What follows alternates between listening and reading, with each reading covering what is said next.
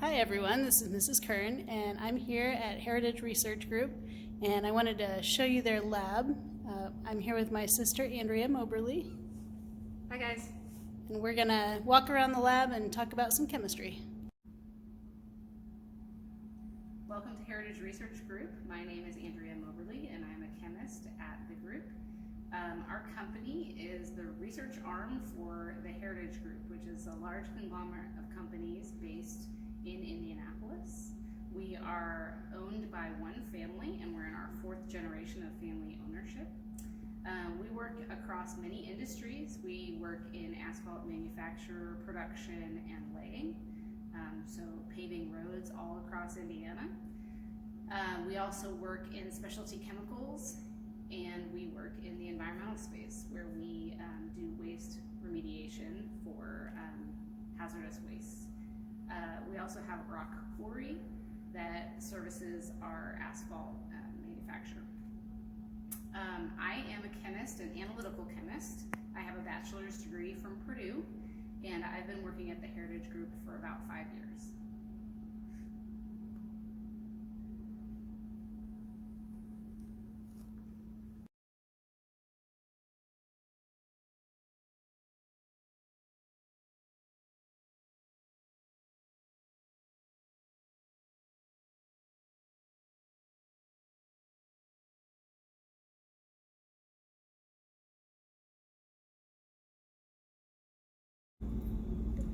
Alright, so at Heritage Research Group, we always start our discussions, any meeting that we have, with safety. So I wanted to talk about safety with you guys a little bit.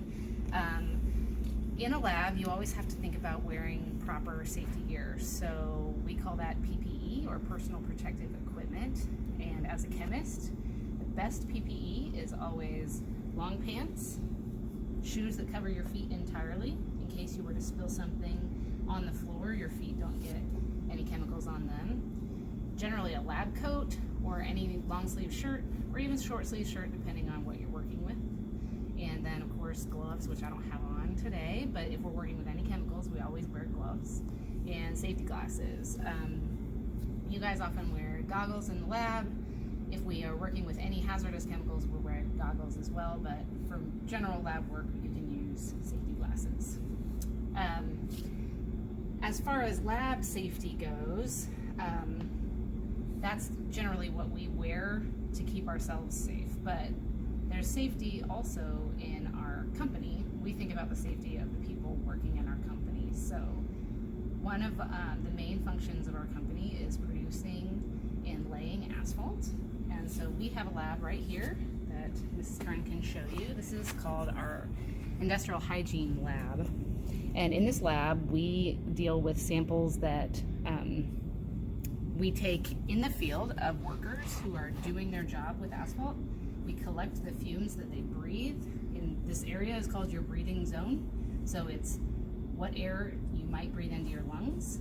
We collect samples of that air, and then we use this lab to figure out what our workers are being exposed to and make sure that they're at levels that are safe. Okay, so I am wearing my regular glasses. This is what I wear every day, but in the lab I have to wear safety glasses. So I have prescription safety glasses so that I can see just as well in the lab as I can normally. Regular glasses are not protective enough. These glasses have extra protection for splashes, so the lenses won't melt if they get chemicals on them. They also are a protection from an explosion. Say something blew up in the lab. Clearly I wasn't expecting that to happen. If something were to hit my glasses, my safety glasses, they won't break, whereas regular glasses are not made to protect you in that environment. And they wrap around as well. Yes, and they wrap around all the way to the side to protect splashes from the side. Regular glasses, I could get exposure in my eyes. You never intend to get exposed in a lab. It's never anyone's intention to put themselves in harm, but accidents happen.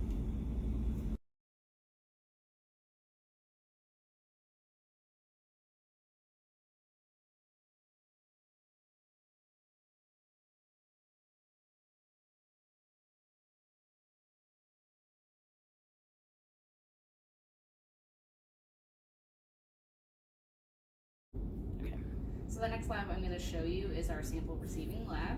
So every sample that we get into our company gets assigned a number, and information is stored in the computer about that sample. Each sample has a barcode on it so that we can scan it to know what all the information there is to know about the sample. It's really important in a lab to keep track of what you're working on, because each sample is going to have different hazards associated with it. So our samples have a safety data sheet associated with them, which has all of the hazard information plus all of the first aid measures, and also any background information about the samples stored in there. We can get samples that are pure substances that we know everything you could possibly know about it. We can also get samples that are unknown materials, and so we need to store any new information we get about that so that we handle it properly and safely. You can see in the lab there's a big fume hood over there, that any sample that has any hazardous qualities to it that would affect your breathing will be stored in that hood. We also have a freezer and a refrigerator because some samples are not safe to be stored at room temperature.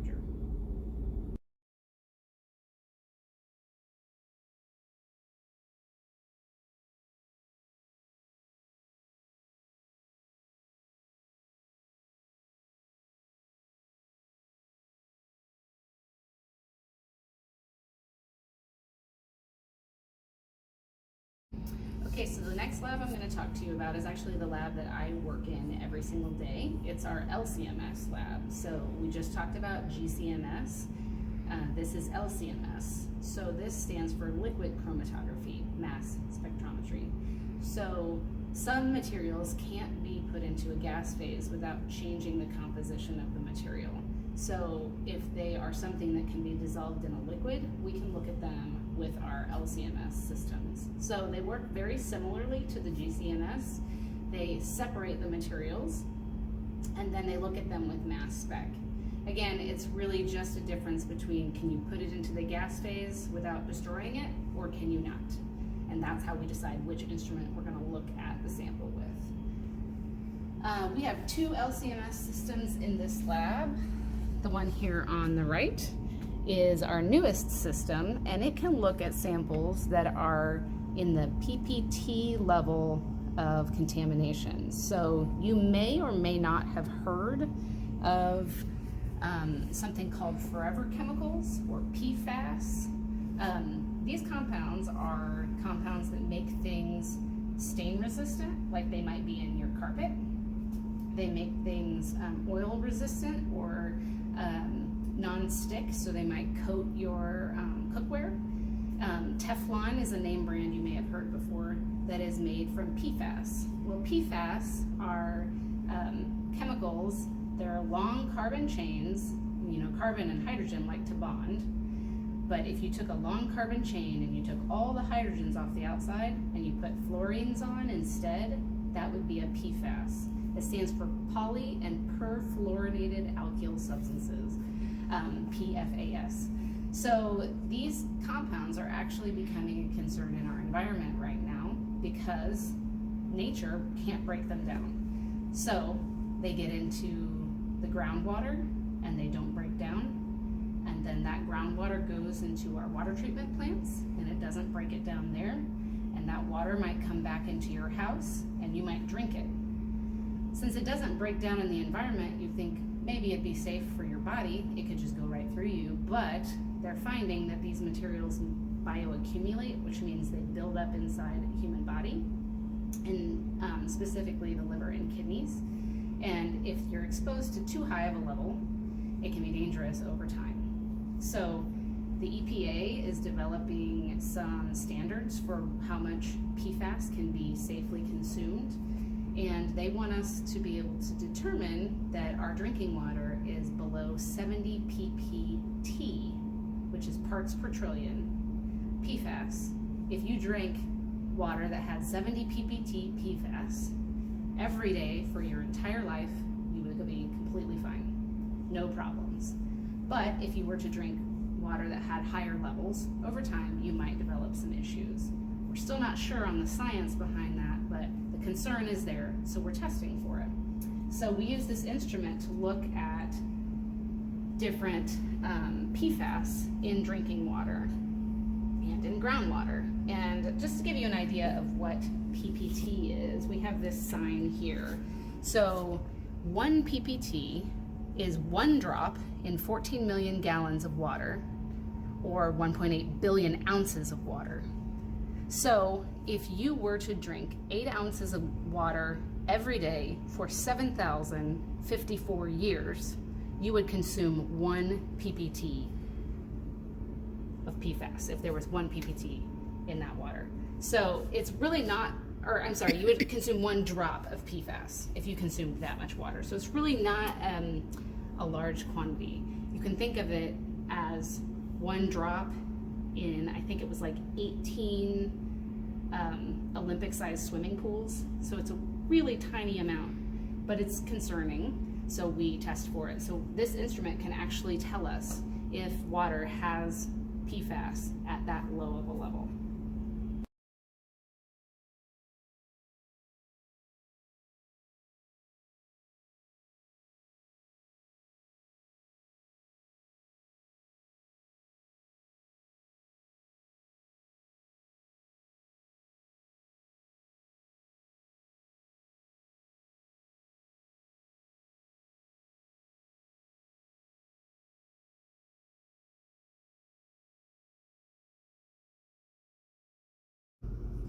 Okay, so the next lab I'm standing in front of is our environmental synthesis lab. One of the other major portions of the work that we do is work with Heritage Environmental Services, which is a company actually just outside of Avon. And they do waste remediation for hazardous wastes. So if you've ever had a hazardous waste day where you go and you can dump your household hazardous waste, that's actually done by Heritage Environmental. We have a big facility on the west side that takes in hazardous waste from around the country and sometimes even around the world. They can do chemistry on those hazardous wastes to either turn them into something that they can actually resell, or they can turn them into something that is safe to dispose of, or if it's a material that there's just no way to make it safe, we have a stabilized landfill that we can actually chemically stabilize the material and safely store it in a landfill that won't cause any harm to anyone. So a lot of the work that's done in this lab is related to that company. So we will get wastes that maybe the plant doesn't know how to handle, or it's something new or unique, and we will do chemistry in this lab to try to turn it into something safe or something else that we could actually make some money off of. So just like they talk about reduce, reuse, recycle, that is just as important to us. So if we can't find a way to reduce the waste that's being produced and there's no safe way to reuse it, then we want to recycle it into something that has a positive value. So this lab has produced actually quite a number of different companies have come out of the work that's done in this lab, where we've taken something that was waste material and turned it into something beneficial to the environment.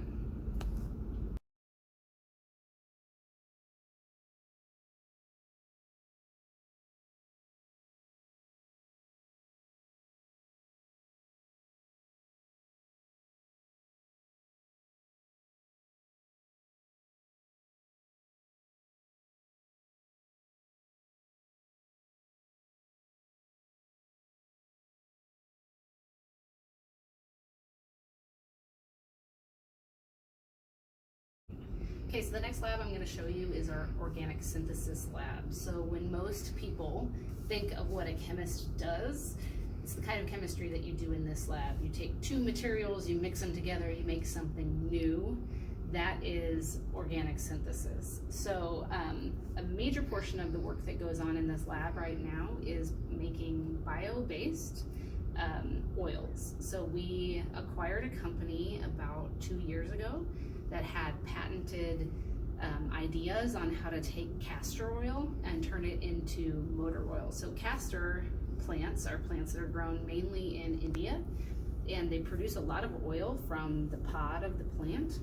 And that oil can be turned into things like motor oil or engine oils or all kinds of different oils that can be used for machinery, which would be much safer if they were released into the environment because they're biodegradable. So your standard petroleum-based oils will not break down in the environment very quickly. I'm sure you've heard of different oil spills over the years.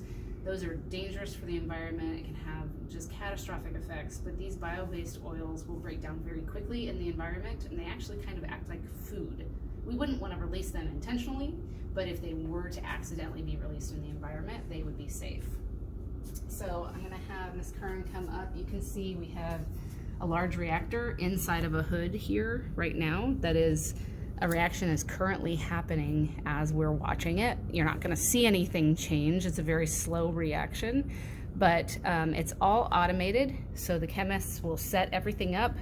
Everything has timers for when different chemicals are released into the large reactor, and then over time it will produce the material that they're looking for.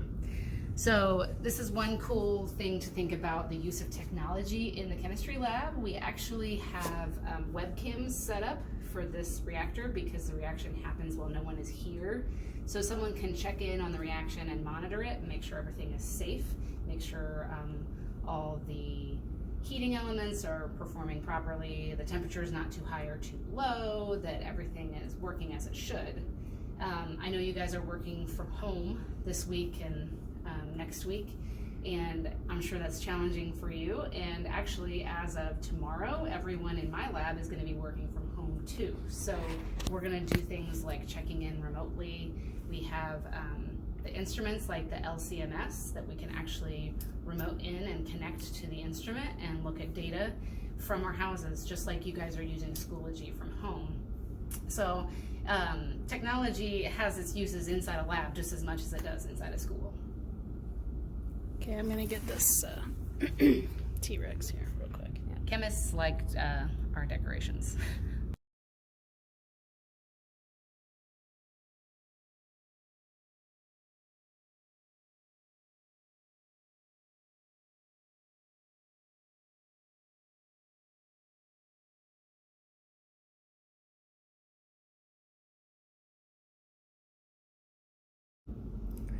So the next lab I'm going to talk to you about is our transformer oil lab. Transformer oil goes into large electrical transformers that actually prevent a power surge from coming into your house. So you might see these as kind of big can-looking things up on a electrical pole, or if you've ever seen a power station, there's actually one right next to Avon Middle School North. A big power station. It looks like my kids used to call it a robot factory. It's a big metal contraption that's got a lot of wires coming into it. Transformers are there as well. So these are basically shock absorbers for electrical surges. The oil sits inside of a drum. There's a big copper coil that sits down inside. And if a surge comes in through the copper coil, the oil will absorb the extra energy, and it will prevent that surge from passing on to your house or to the next transformer or things like that. So the purpose of the transformer is to absorb that excess energy to prevent problems down the line. So one of the projects that we were tasked with by one of our companies was to help them develop a transformer oil that didn't have any antioxidant additive to it. So the oils will actually, when exposed to oxygen, will break down over time. So we wanted to extend the life of the oil. We add in different compounds that will absorb oxygen and react with oxygen quickly so that it doesn't react with the oil. But those antioxidants have problems. There was one called PCB that was used in the past that has gotten into the environment, and it's very toxic. Mrs. Kern was just telling me that these PCBs can actually be found in the fat of polar bears because they're high on the food chain. So as they eat animals that have been exposed to PCBs, those PCBs get in the animal that was eaten, and on and on and on until you get high exposure rates that can actually cause a lot of problems. And that's called biomagnification. So we use antioxidants now that are safe for the environment. However, the EU and South America, India, some other areas are outlawing the use of any antioxidants because they want to make sure that down the line we don't discover, oh, these weren't safe for the environment. So this lab we use to look at the oxidative stability of different oils, so we can try to develop one that can be used without any antioxidants being added. And we were actually able to produce an oil that's now being sold around the world that has zero antioxidant and still has the same characteristics of an oil that does have the antioxidant, so it's stable for long periods of time. You can see our little transformer buddy. It's a transformer. Because it's the Transformer Oil Lab.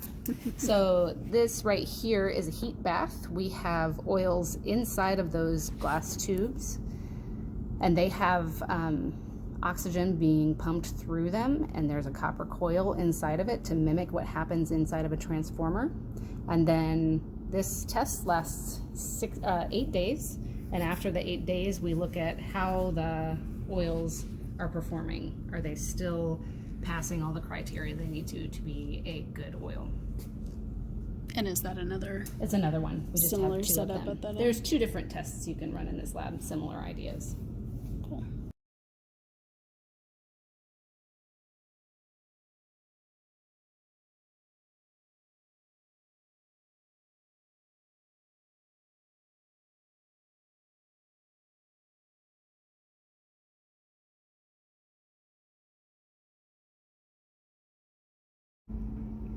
Okay, so this lab is our pilot distillation unit. So I'm sure you all have heard of petroleum distillation, or at least you understand that petroleum is where we get gasoline from. So petroleum is the oil that comes up out of the ground. You can heat it up, and as you heat it up, different parts of the oil will evaporate. One part of that becomes gasoline. Another part becomes the oils that you use in your car, any petroleum-based product. Petroleum jelly or Vaseline is a product of petroleum distillation. But when you heat it up as high as you can heat it and everything evaporates off, what's left over is asphalt. So the black goo that's left over from heating up all of and evaporating everything off of crude oil is asphalt. And since we study asphalt here, we have to understand what is in our different crude oil sources. So this unit right here acts like a petroleum refinery, like BP or different petroleum refineries. They have these same types of equipment, but just in much, much larger scale. So this is called a pilot distillation unit. It lets us look at an oil and look at what the components of that oil are. If you look over here in the window, these are different, what they call cuts. So as you heat it up to a certain temperature, different materials will evaporate. So if you added all of these together plus asphalt, you would have a standard crude oil. So the different cuts have different colors, different textures, different components, but they all come out of crude oil.